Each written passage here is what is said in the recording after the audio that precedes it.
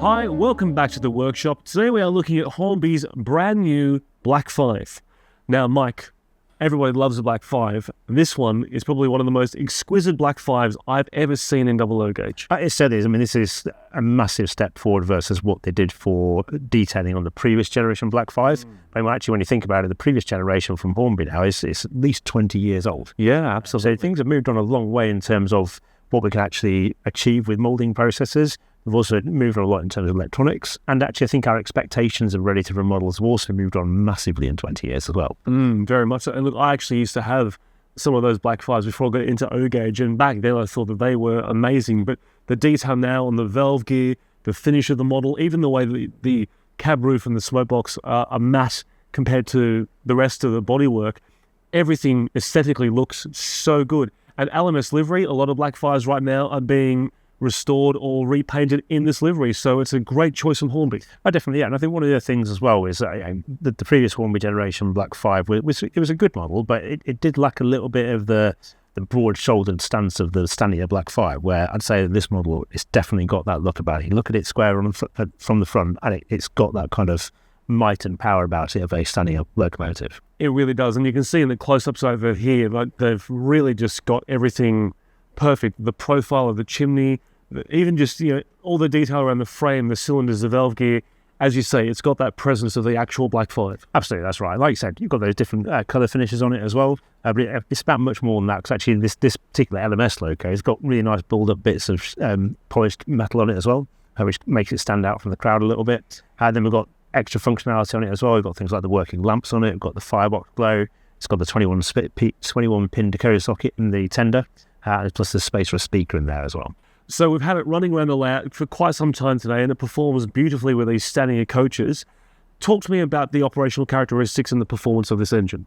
Okay, so when we first had it on the layout, bit of light engine running first, get it bedded in and things, then we put our standard rake of Mark 1s behind it, which they've got quite a lot of rolling resistance on them, to be fair, but it did struggle with the 6-coach load of those Mark 1 coaches. Now, it's not unusual in that. I have had other locos come into the office where actually that rake of coaches, because of the rolling resistance in it, is too heavy for them. But I did find it was just a little bit light on its feet with those. But we switched over. We actually had a rake of 10 Mark 2s on the layout at the time as well. They were all nice free rolling coaches, and it battered around the layout quite happily with those. And then for this video, to get a slightly more appropriate train, because I thought Network Southeast and Transpennine livery wasn't quite right for an LMS Black 5, I've got a rake of Hornby's Stanier stock behind it, which again, we've got a 7 or 8 coach train behind it today, running beautifully from a haulage point of view. Now, we did have a little problem with one of the slide bars on one of these as well, where actually I couldn't really figure out what had happened, but it seemed that there's too much play between the top and the bottom of the slide bars, and then the crosshead actually came out of the slide bars, but it wouldn't re-engage either. So we had a little bit of trouble with that. But apart from that, running-wise, it's been a really good running loco. You do make a good point there, Mike. I mean, we have spoken about that before, and as you said to me, this is actually our second model for that very reason. Yeah. The other thing I've also heard, some of my friends who have got these, they've actually said that the lamps are a little bit fiddly. What have you found that? Well, they are if you want to change them. So essentially the light bar is actually underneath the footplate at the front, and it's built in underneath the chassis.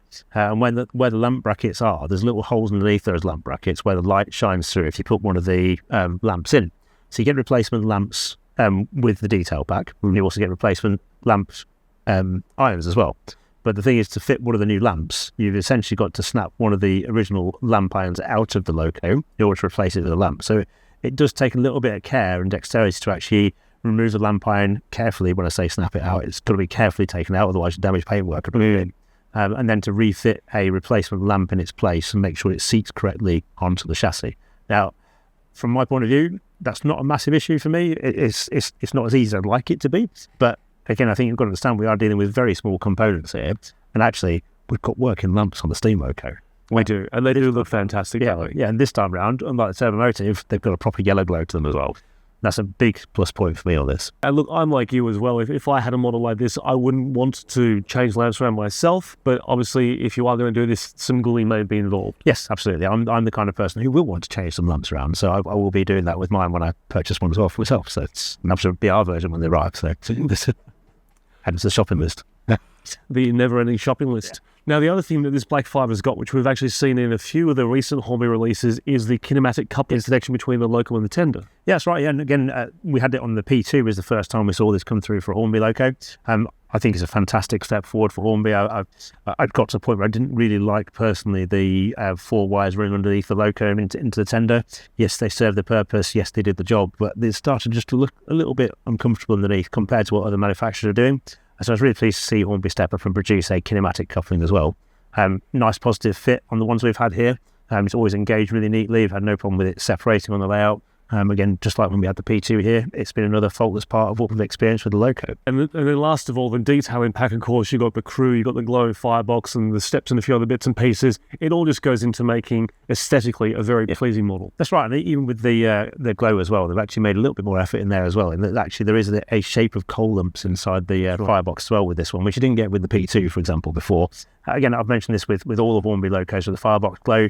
Personally, I prefer if it was on a separate function, but I do appreciate that means there needs to be more wires between the tender and the loco as well.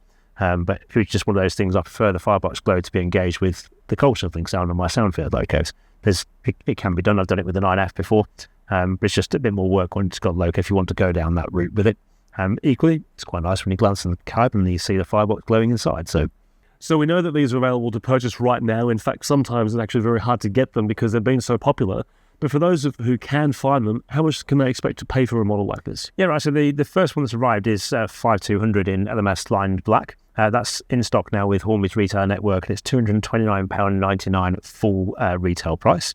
There are more versions coming as well, so the BR models are not being left out. So we've got further versions coming in BR lined black, and there's also the really exciting unlined black version with capote valve gear as well. Ooh, no, I'm looking forward to that one. And that's the first time that's ever been done as a racer or a loco before. Well, we saw that last year at the last Wally exhibition, right, and it did look very, very good, didn't it? It did, yes. Looking forward to those as well. Plus, there's also the steam generator version coming too.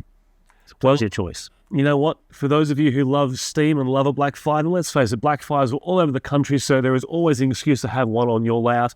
Then the Hornby Black Five could very well be for you. You can read a full review of the locomotive written by Mike in HM204, which is our May edition of Hornby magazine, and you can also see more on keymodelworld.com as well. In the meantime, thank you for watching, and we'll see you next time.